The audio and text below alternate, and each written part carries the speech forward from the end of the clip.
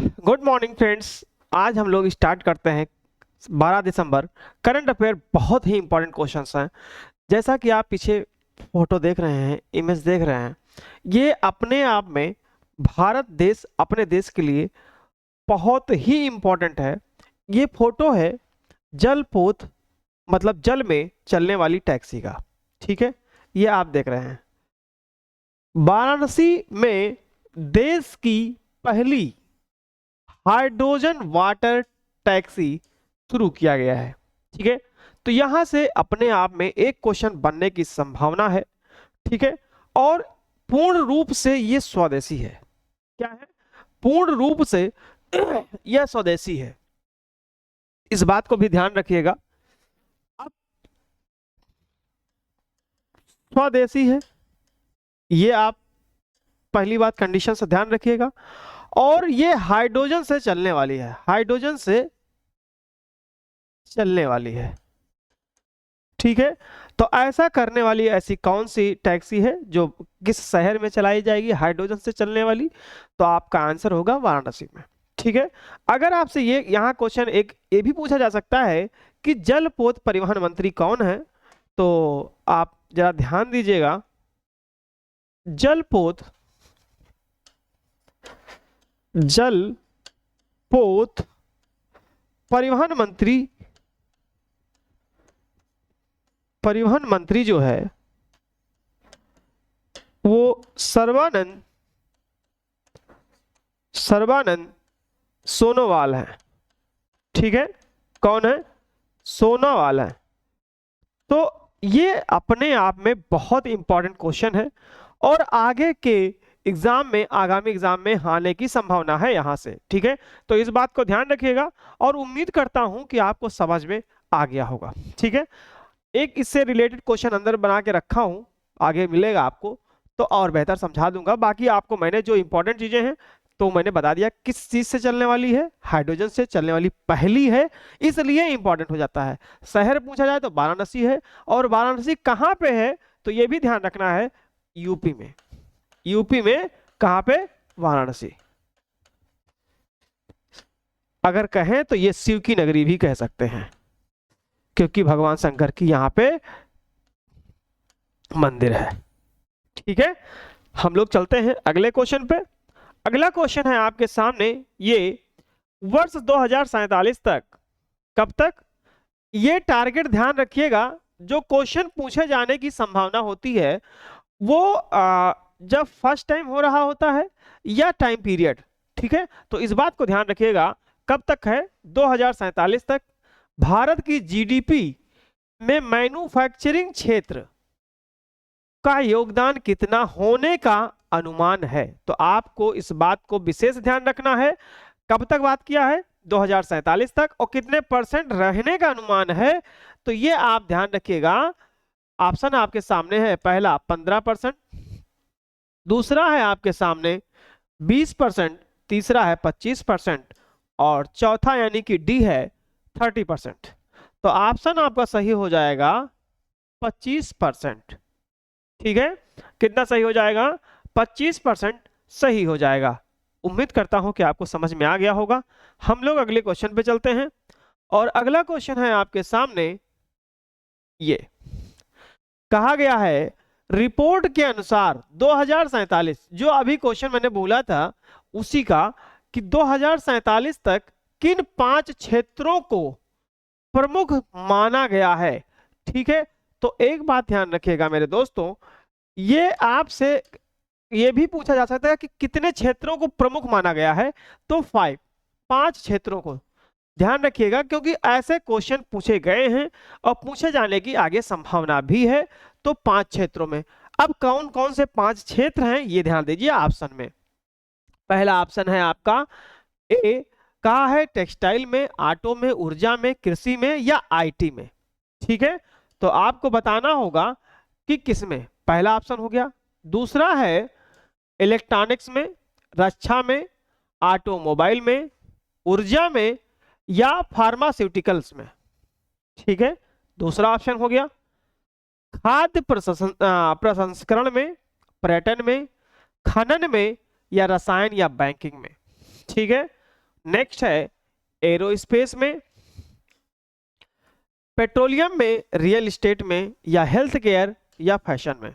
तो आपको इस बात पर ध्यान रखना है, हमें ऑप्शन के अकॉर्डिंग चलना है और साथ साथ हमको ये भी ध्यान रखना है कि 5 क्षेत्रों में है तो आपका इलेक्ट्रॉनिक्स है, रक्षा है, ऑटोमोबाइल्स है, ऊर्जा है और फार्मास्यूटिकल्स है। तो ऑप्शन नंबर आपका जो सही हो जाएगा वो हो जाएगा बी। क्या हो जाएगा? बी ऑप्शन आपको सही हो जाएगा। उम्मीद करता हूं कि आपको समझ में आ गया होगा। ठीक है, हम लोग अगले क्वेश्चन पे चलते हैं और अगला क्वेश्चन है आपके सामने ये भाषा सागर प्लेटफॉर्म कुल कितनी भारतीय भाषाओं के लिए तैयार किया गया है? तो ये भाषा सागर है। ये क्या है? भाषा सागर है। आप अच्छे से देख भी रहे होंगे, भाषा सागर लिखा हुआ है, भाषा सागर। ठीक है, क्या है? भाषा सागर है और कितने भाषाओं के लिए है? 22 भाषाओं के लिए है। कितनी भाषाओं के लिए है? 22 भाषाओं के लिए है। तो इस बात को भी ध्यान रखिएगा क्योंकि यहां से क्वेश्चन पूछा जा सकता है और ये आप MI लगा लीजिएगा, इंपॉर्टेंट है। ठीक है, हो सकता है किसी ना किसी एग्जाम में जरूर मिलेगा और ये अपने आप में बहुत इंपॉर्टेंट क्वेश्चन है। ठीक है, अपने आप में बहुत ही इंपॉर्टेंट क्वेश्चन है। हम लोग चलते हैं ऑप्शन में चलते हैं। ऑप्शन पहला है आपका 10, दूसरा है 18, तीसरा है 22 और डी है 25।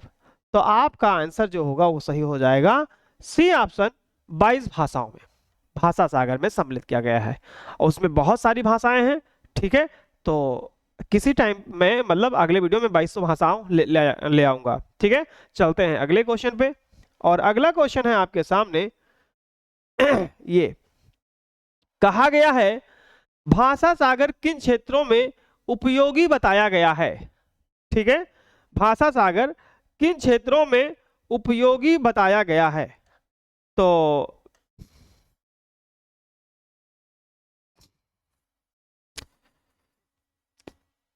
एक सेकेंड, इसमें आंसर लिख आ गया है। चलिए, अब यहां पे आपको देखना है भाषा सागर वही है। अब आपसे ऑप्शन पढ़ना है कि कौन सा सही है। तो कृषि और मौसम में, दूसरा है रोजगार और शिक्षा में, और रोजगार पहला हो गया, दूसरा हो गया, तीसरा है चिकित्सा और सैन्य में, और चौथा हो जाएगा खेल और संस्कृति में। तो जो भाषा सागर के जो क्षेत्र के लिए उपयोगी है वो उपयोगी है रोजगार और शिक्षा के लिए। किसके लिए? रोजगार और शिक्षा के लिए। यानी कि आंसर नंबर ऑप्शन जो होगा वो आपका कौन सा सही होगा? बी सही हो जाएगा। ठीक है, कौन सा सही हो जाएगा? बी सही हो जाएगा। ठीक है, चलते हैं हम लोग अगले क्वेश्चन पे। अगला क्वेश्चन है आपके सामने यही क्वेश्चन अभी जो स्टार्टिंग में लेके आया था, तो ये एक ऑप्शन क्वेश्चन के रूप में बना दिया हूं। देश की पहली स्वदेशी, ठीक है, पहली है और स्वदेशी है हाइड्रोजन ईंधन चालित यात्री जलयान सेवा किस शहर में शुरू हुई है? तो आपको ये बात बहुत ध्यान रखना है, जो सारी चीजें मैंने एक्सप्लेन कर दी थी, लेकिन जो पहली है इसलिए बहुत इंपॉर्टेंट है। ठीक है, पहली है और साथ साथ स्वदेशी है। तो आपको मैंने एक्सप्लेन कर ही दिया है। ये आपका फोटो है, ये दूसरी इमेज भी लगा दिया हूं, देख लो, सभी लोग यात्री बैठे हुए हैं और उसका जलयान में मतलब यात्रा कर रहे हैं, टहल रहे हैं। जो बनारस जाते हैं आप जरूर इससे यात्रा करिए, अच्छा लगेगा। ठीक है, चलिए, तो यहाँ कौन सा ऑप्शन है सही? तो पहला है मुंबई, दूसरा है चेन्नई, तीसरा है वाराणसी और इसी को हम काशी भी बोलते हैं, साथ साथ कोच्चि। तो कोच्चि तो केरल में पड़ता है, यहां से कोई मतलब है नहीं। तो ऑप्शन जो सही होगा वो हो जाएगा आपका सी। बोलो, बात समझ में आ गई? उम्मीद करता हूं कि आपको बात समझ में आ गई होगी और हम लोग अगले क्वेश्चन पे चलते हैं। ठीक है, अगला क्वेश्चन है आपके सामने ये कहा गया है, यहां से एक क्वेश्चन और बना है कि जो जलयान चलाई गई है यात्रियों के लिए वो किस नदी पर चलाई गई है? तो आप सभी को पता है मेरे दोस्तों, जो बनारस है, वाराणसी है, तो ये आपको पता होना चाहिए, नहीं पता है तो ध्यान दीजिएगा। वाराणसी जो है गंगा नदी के किनारे है। किसके है? गंगा नदी के किनारे है। और अगर बात किया गया है कि मतलब बनारस में चलाई गई है, तो इसका मतलब है कि नदी कौन सी होगी, गंगा होगी। तो यही पूछा गया है कि हाइड्रोजन जलयान सेवा का संचालन किस नदी पर किया गया है मेरे दोस्तों। तो ऑप्शन आप ध्यान दीजिएगा, पहला है आपका यमुना, दूसरा है गंगा, तीसरा है गोदावरी और चौथा है डी नर्मदा। ठीक है, तो आपका सबसे बेहतर आंसर बी सही हो जाएगा, कौन सा, गंगा। और अगर यहां से क्वेश्चन पूछा जाए कि भारत की सबसे लंबी नदी कौन सी है, तो सबसे लंबी नदी भी गंगा ही है। भारत की सबसे लंबी नदी, भारत के सबसे लंबी नदी। ठीक है, बोलो बात समझ में आया दोस्तों।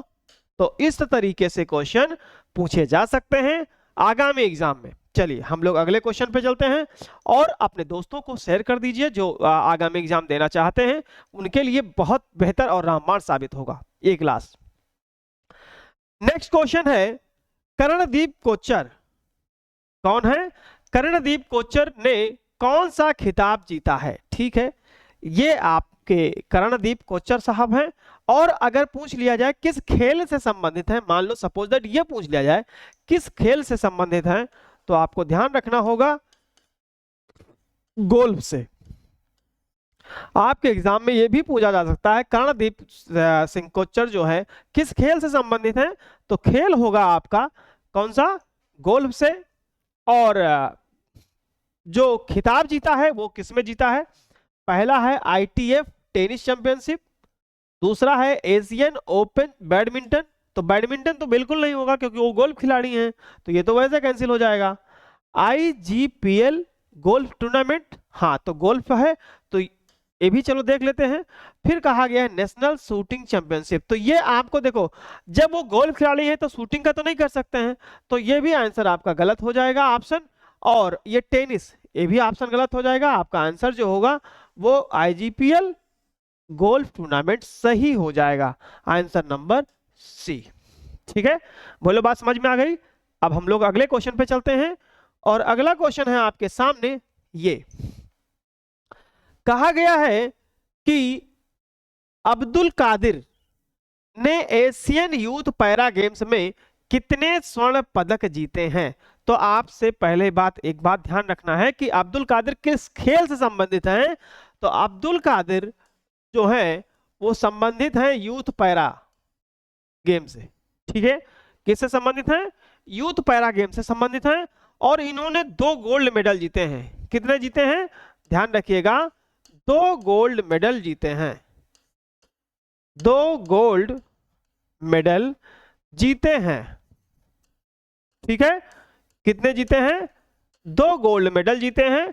तो अब आपके सामने ऑप्शन पहला है 1, दूसरा है 2, तीसरा है 3 और डी वाला 4 है, तो ऑप्शन नंबर आपका बी सही हो जाएगा। आप ध्यान रखिएगा, हो सकता है ऑप्शन में आपसे आए कि कौन सा पदक जीता था, तो ये भी ध्यान रखिएगा गोल्ड मेडल जीता था।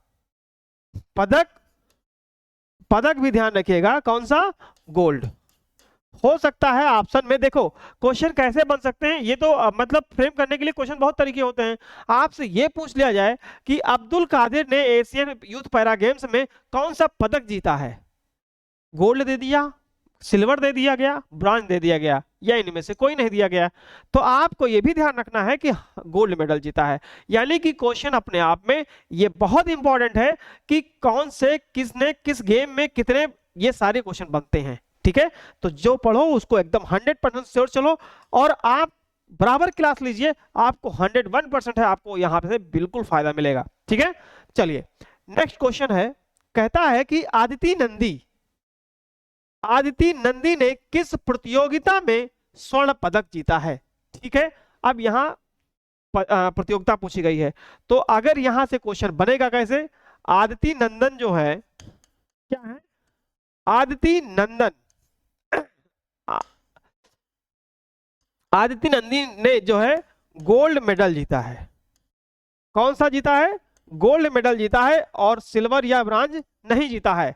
और किस खेल में जीता है, या ये देखते हैं वेट लिफ्टिंग चैंपियनशिप में, पावर लिफ्टिंग विश्व चैंपियनशिप में, या शूटिंग में, या बॉक्सिंग एशियन गेम्स में। तो आपको ध्यान रखना होगा, ऑप्शन आपका बी सही हो जाएगा, पावर लिफ्टिंग में। ठीक है, किसमें? पावर लिफ्टिंग में, विश्व चैंपियनशिप में। और अगर आपसे पूछ लिया जाए जो किस केजी में, कितने किलोग्राम भार में, तो आपको ध्यान रखना होगा 52 केजी में। कितने में? 52 केजी में इन्होंने गोल्ड मेडल जीता है। ठीक है, चलते हैं हम लोग अगले क्वेश्चन पे।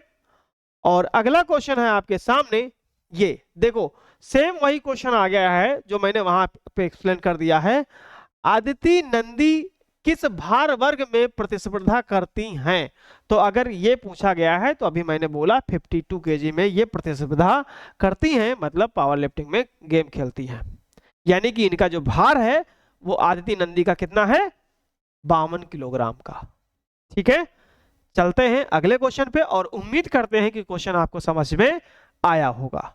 अगला क्वेश्चन है आपके सामने, ये ये देख लीजिए, आपके सामने इमेज लगी है, बहुत अच्छी है। और ये कौन है, क्या करते हैं, इसके बारे में हम लोग क्वेश्चन देखते हैं। कहा गया है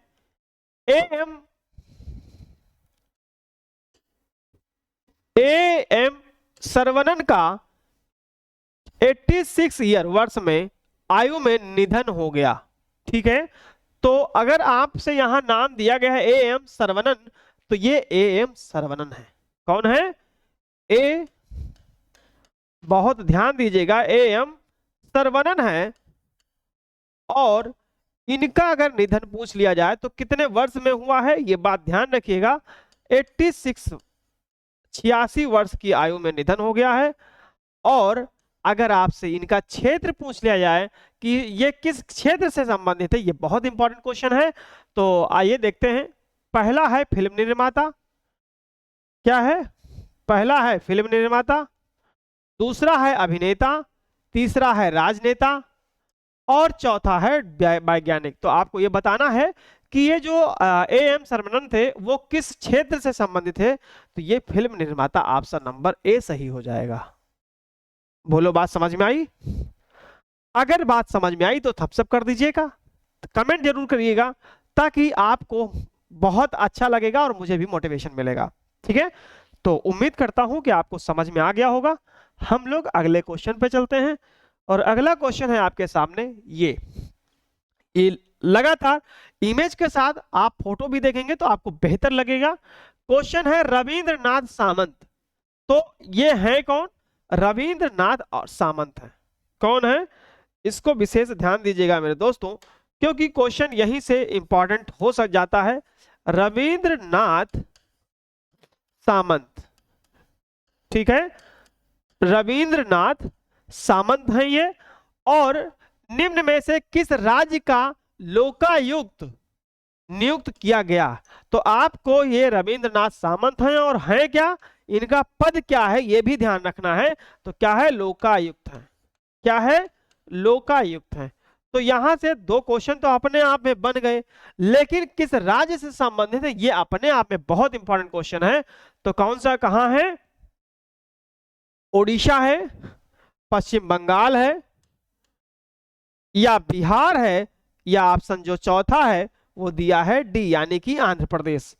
तो आपको ध्यान रखिएगा कि बड़ा बड़ा आंध्र प्रदेश लिखा है, तो ये मत सोचिएगा कि ऑप्शन यही सही होगा।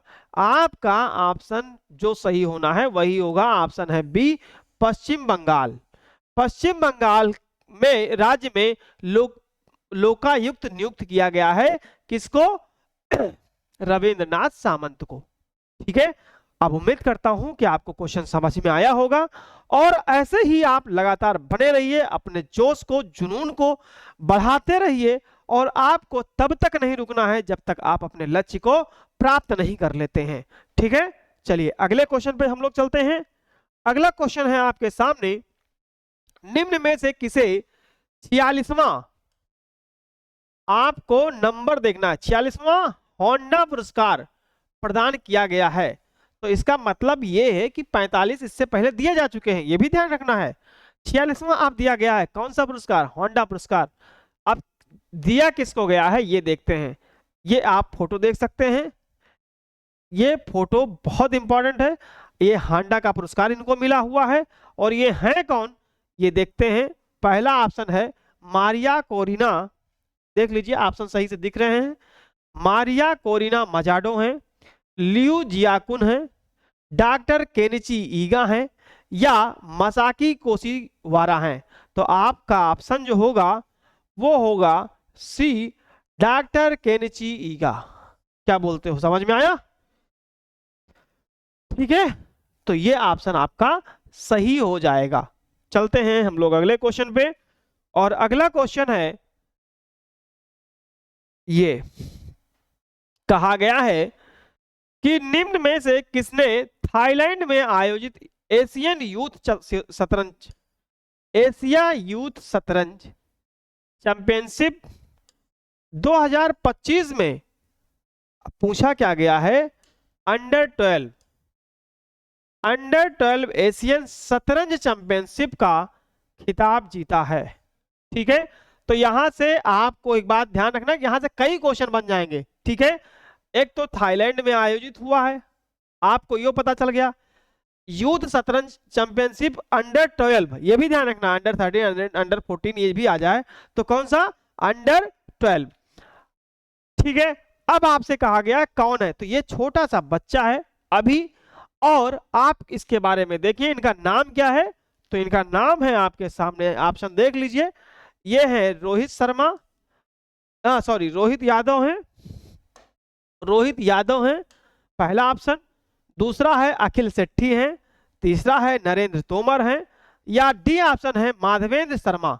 तो जो ऑप्शन डी होगा वो हो जाएगा माधवेंद्र शर्मा। ठीक है, अब उम्मीद करता हूं कि आपको समझ में आया होगा और ये बहुत ही बेहतरीन क्वेश्चन बनकर तैयार हो रहा है। ठीक है, हम लोग अगले क्वेश्चन पे चलते हैं। और अगला क्वेश्चन है आपके सामने 15 नंबर में आपको क्वेश्चन देख रहे होंगे, तो क्वेश्चन फोटो जो देख रहे हैं, तो फोटो से आपको पता चल रहा होगा कि ये कौन है। ठीक है, फोटो से आपको ये पता चल रहा होगा कि ये कौन है। ये है सुनील नारायण। कौन है, सुनील नरेन, नारायण कहो या नरेन कहो, सुनील नरेन है। ये जो है कोलकाता केकेआर से आईपीएल में खेल रहे थे। ठीक है, और ये बहुत ही बेहतरीन क्या है, बॉलर है। ठीक है, बॉलर क्या आप कह सकते हो कि पूरा ऑलराउंडर भी है।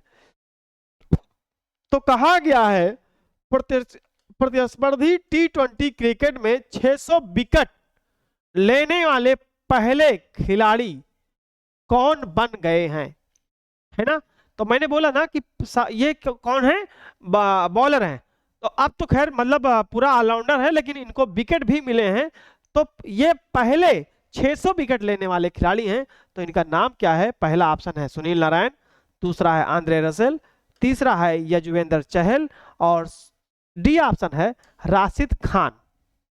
तो आपको इस बात का मतलब यहां से आप लगा सकते हैं कि ऑप्शन नंबर जो सही होगा ये पहला, सुनील नारायण। ठीक है, अब उम्मीद करता हूं कि आपको समझ में आया होगा और हम लोग अगले क्वेश्चन पे चलते हैं। हाँ, एक बात और ध्यान रखिएगा कि बात कितने की गई है, 600 विकेट की। और अगर कहा जाए कौन सा वो है क्रिकेट कौन सा है, तो T20 है। ये इनकी फोटो है। चलिए हम लोग अगले क्वेश्चन पे चलते हैं। अगला क्वेश्चन है आपके सामने, निम्न में से किसे एशिया के कारपोरेट परिदृश्य को आकार देने के लिए बाली में प्रतिष्ठित ACES 2025, ये बहुत ध्यान रखिएगा, ACES 2025 लाइफ टाइम अचीवमेंट पुरस्कार से सम्मानित किया गया है। ठीक है, किससे सम्मानित किया गया है, लाइफ टाइम अचीवमेंट पुरस्कार से सम्मानित किया गया है। और ये आप फोटो देख सकते हैं कौन है, आइए हम लोग देखते हैं ऑप्शन में। पहला है विजय रावत, दूसरा है डॉक्टर शार्दुल एस श्राफ, तीसरा है अभिनव अरोड़ा और चौथा है नितिन जैन। तो आपका ऑप्शन सही हो जाएगा doctor Shardul S Shroff, option number B. तो ये डॉक्टर शार्दुल है। बोलो, बात समझ में आ गई? अब उम्मीद करता हूं आपको समझ में आ गया होगा। अगर स्क्रीनशॉट नहीं, मतलब फोटो ना दिख रही हो, तो आप स्क्रीनशॉट ले सकते हैं। बाकी मैं हट जाता हूं, आपको जो है ऑप्शन सही से अच्छे से दिखे। ठीक है, चलिए हम लोग अगले क्वेश्चन पे चलते हैं। अगला क्वेश्चन है आपके सामने निम्न में से किसे दिव्यांग जन सशक्तिकरण में नवाचार के लिए राष्ट्रीय व्यक्तिगत उत्कृष्टता पुरस्कार से सम्मानित किया गया है? किसे किया गया है? प्रशांत गुप्ता को, या अंकित शर्मा को, या प्रतीक माधव को, या ऑप्शन है निकिता पाल को। और ये आपके सामने है, ये फोटो दिख रही है आपको पीछे, ठीक है, इमेज में। अब आपको ये बताना है कि ऑप्शन कौन सा सही होगा। चलिए बताइए तुरंत आप, क्योंकि अब तो आप इतना बता सकते हैं क्वेश्चन का कि आंसर बेहतर कौन सा होगा। पहला प्रशांत गुप्ता, अंकित शर्मा, प्रतीक माधव और निकिता पाल। ठीक है, तो आपका ये जो है, ये जो फोटो है, ये है प्रतीक माधव की। प्रतीक माधव की, किसकी है? प्रतीक माधव की है। ठीक है, चलिए हम लोग ऑप्शन इसमें लगा लेते हैं। ऑप्शन नंबर कौन सा सही है? सी। कौन सा सही है? सी सही है, प्रतीक माधव की। ठीक है, चलते हैं हम लोग अगले क्वेश्चन पे। अगला क्वेश्चन है आपके सामने, निम्न में से किस संस्था का 68वां स्थापना दिवस? कौन सा? 68वां स्थापना दिवस 4 दिसंबर 2025 को मनाया गया है। ठीक है, तो किसका मनाया गया है ये आपको बताना है। तो आपके सामने पहला ऑप्शन है नीति आयोग। क्या है? नीति आयोग है। दूसरा है Steel Authority of India, option B दूसरा ऑप्शन है। तीसरा है भारतीय State Bank, State Bank of India. चौथा है राजस्व खुफिया निदेशालय। तो आपको इस बात को ध्यान रखना है, ऑप्शन नंबर डी सही होगा। राजस्व खुफिया निदेशालय का 68वां स्थापना दिवस मनाया गया है। 68वां स्थापना दिवस।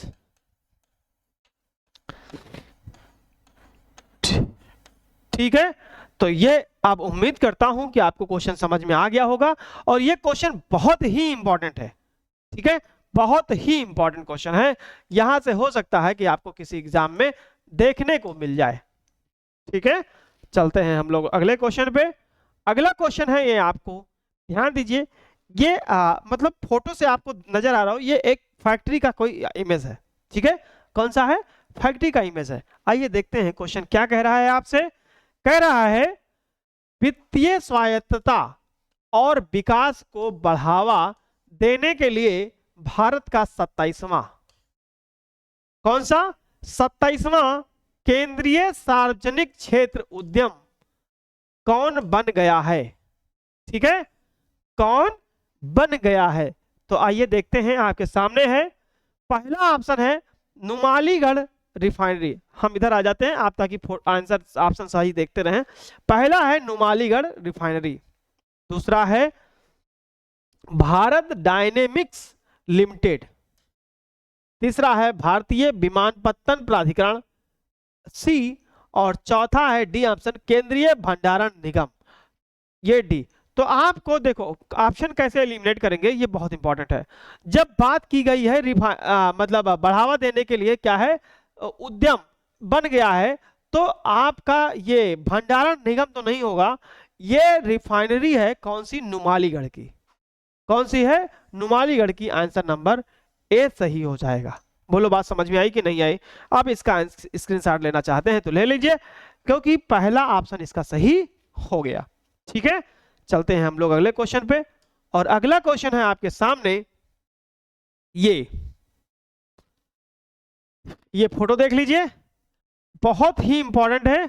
कहा गया है निम्न में से किस शहर में भारतीय चार्टर्ड अकाउंटेंट ने दिवालियापन समाधान एवं मूल्यांकन पर तीसरा, कौन सा, तीसरा रिजॉल्व 2025 अंतरराष्ट्रीय सम्मेलन आयोजित किया है। ठीक है, अंतरराष्ट्रीय सम्मेलन आयोजित किया है। तो आइए देखते हैं कहां आयोजित किया गया है। पहला ऑप्शन है आपका, ये फोटो देख सकते हैं पहला ऑप्शन है दिल्ली, दूसरा है मुंबई, तीसरा है पुणे और चौथा यानी कि आंसर नंबर जो डी है वो है जोधपुर। तो ऑप्शन आपका कहां सही हो जाएगा? मुंबई। क्या सही हो जाएगा? मुंबई सही हो जाएगा। और मुंबई अपने आप में फेमस स्थान है और यहां पे gateway of India, gateway of India कहां पे है ये अगर पूछ लिया जाए तो आप इसका आंसर बता देंगे कहां पे है? मुंबई में। ठीक है, अब उम्मीद करता हूं कि ये क्वेश्चन आपको समझ में आ गया होगा। आप स्क्रीनशॉट लेना चाहें तो ले लें, फिर हम लोग अगले क्वेश्चन पे चलते हैं। अगला क्वेश्चन है आपके सामने ये, निम्न में से कौन सा देश विश्व चक्रीय, कहां पे? विश्व चक्रीय अर्थव्यवस्था मंच 2026 की मेजबानी करेगा। ठीक है, कौन करेगा? 2026 की मेजबानी करेगा। तो क्या करेगा देखते हैं। पहला है भारत, दूसरा है अमेरिका, तीसरा है जापान और चौथा है फ्रांस।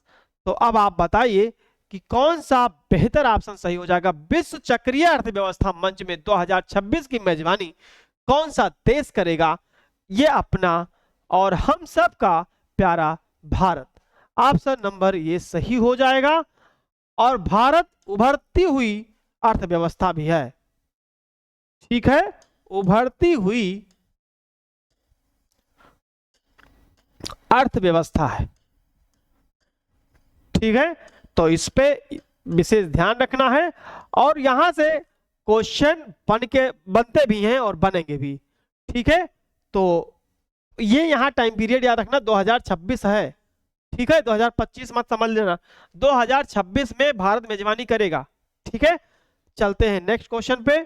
और नेक्स्ट क्वेश्चन है आपके सामने, निम्न में से कौन राज्य जल जीवन योजना, कौन सा? जल जीवन योजना के तहत शिकायतों, ठीक है, शिकायतों में सबसे आगे है? मतलब सबसे ज्यादा शिकायत किस राज्य ने की है जल जीवन मिशन के तहत? ये आप हर घर जल योजना, हर घर जल जीवन मिशन है। ठीक है, तो ये आप इमेज देख सकते हैं। अगर इमेज भी मान लो पूछ लिया जाए तो आप इसका बता सकते हैं कि इसकी इमेज आपको अच्छे से दिख रही है। हम लोग ऑप्शन में चलते हैं। आप पहला है तमिलनाडु, दूसरा है बिहार, तीसरा है मध्य प्रदेश और चौथा है उत्तर प्रदेश। तो जल जीवन मिशन में सबसे ज्यादा क्या शिकायत करने में आपका कौन सा है? उत्तर प्रदेश। क्या है? Uttar Pradesh. Option number D सही हो जाएगा। ठीक है, अब उम्मीद करते हैं आप सभी को समझ में आ गया होगा। हम लोग अगले क्वेश्चन पे चलते हैं। और अगला क्वेश्चन है आपके सामने, ये बहुत इंपॉर्टेंट है, यूनिवर्सल हेल्थ कवरेज डे। ठीक है, क्या है? Universal health coverage day. ये इमेज है, फोटो देख सकते हैं, ये इंपॉर्टेंट है। ठीक है, कहा गया है निम्न में से किस दिन हर साल अंतरराष्ट्रीय सार्वभौमिक स्वास्थ्य कवरेज दिवस मनाया जाता है?